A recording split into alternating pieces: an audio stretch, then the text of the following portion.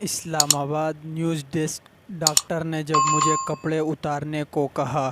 ایک لڑکی کی داستان۔ ایک ہفتہ قبل میں کراچی کے ایک بڑے ہسپتال میں کمرے کی تکلیف چیک اپ کے لیے گئی۔ میری ماں بھی میرے ساتھ ڈاکٹر کے دفتر میں گئی، لیکن معائنہ کرنے والے روم میں نہیں گئی۔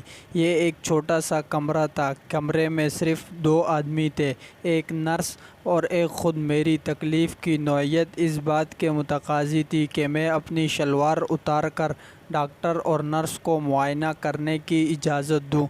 نرس نے مجھے ایک کرتا دیا اور معائنے کے لیے کمرہ تیار کرنے کے بعد ڈاکٹر کو بلا لیا۔ ڈاکٹر نے میری کمر کو ایک نظر دیکھ کر مجھ سے تکلیف کے بارے میں پوچھا۔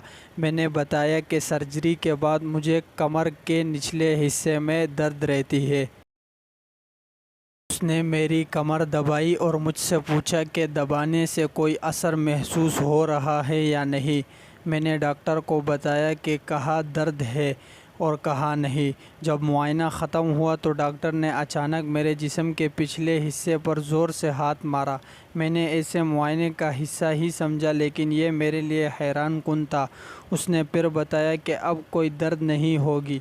میں بہت پریشان اور دنگ ہو کر رہ گئی۔ میری پشت پر ہاتھ مارنے کے بعد ڈاکٹر روم سے نکل گیا۔ میں نے اپنی شلوار اوپر کرتے ہوئے نرس کی طرف دیکھا۔ اس نے اپنی نظریں نیچے کر لی، لیکن اس کے لہجے سے مجھے اس کا جواب مل گیا کہ وہ اس واقعہ پر شرمندہ ہے، لیکن کچھ کر نہیں سکتی۔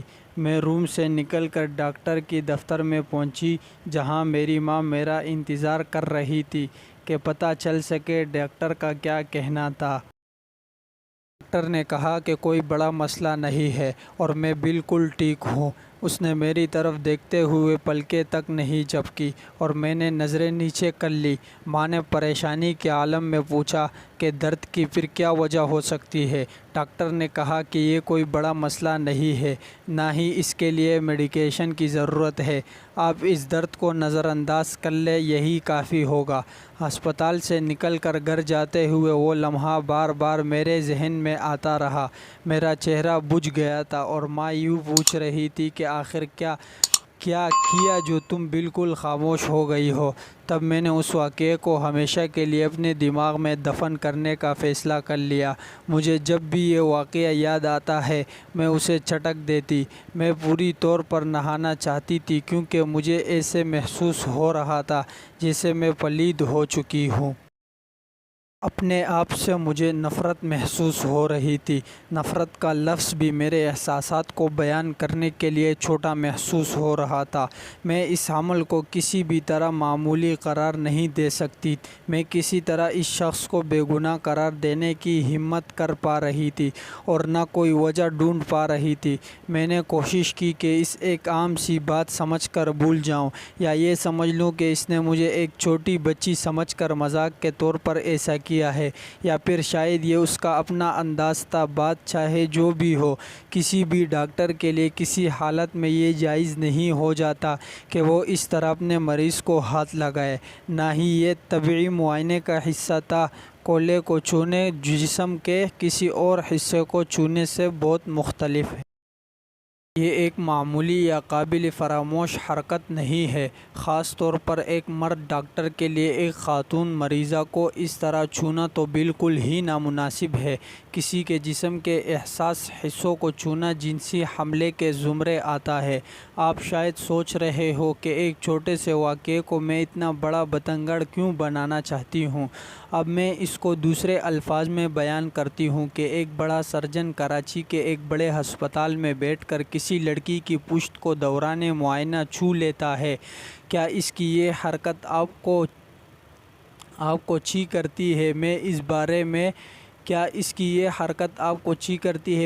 بارے میں کچھ لکھنا نہیں چاہتی تھی، لیکن میرے آس پاس کے عقل مند اور سمجھ رکھنے والے دوستوں نے مجھے لکھنے کا مشورہ دیا۔ کیا میرے لیے یہ مناسب تھا کہ میں واپس ہسپتال جا کر اس ڈاکٹر سے شکایت کرتی؟ اس بات کی کیا گارنٹی ہے کہ میرے الفاظ اس شخص پر اثر چھوڑیں گے یا بے وقعت ثابت ہوں گے؟ کیا مجھے اس کے پاس جانا چاہیے تھا؟ اگر وہ ایسا کچھ ہونے کا سرے سے انکار کر دیتا تو میں کیا کہتی؟ اگر اس کے لیے یہ حرکت اس قدر غیر معمولی ہوتی کہ وہ مجھے پہچان ہی نہ پاتا تو کیا ہوتا؟ یہ کسی کو معلوم نہیں ہے۔ جو سوال میں نے اس وقت اور آج تک اپنے آپ سے پوچھا ہے وہ یہ ہے کہ میں اس چیز کو کیا سمجھوں؟ کیا اس شخص کو معافی مانگنے سے میری الجھن ختم ہو جائے گی؟ نہیں، مجھے کسی قسم کی تلافی کی ضرورت نہیں ہے۔ آپ ان کے حرکات کی توجیہات ڈھونڈنا چھوڑ دیں۔ ایسا کوئی طریقہ نہ ڈھونڈیں جس سے آپ کو ایسا لگنے لگے کہ آپ نے اس شخص کو آپ پر ایسے کام پر اکسایا ہے۔ خاموش رہنا کبھی۔ آپ سب سے گزارش ہے کہ ویڈیو کو لائک اور چینل کو سبسکرائب کریں۔ شکریہ۔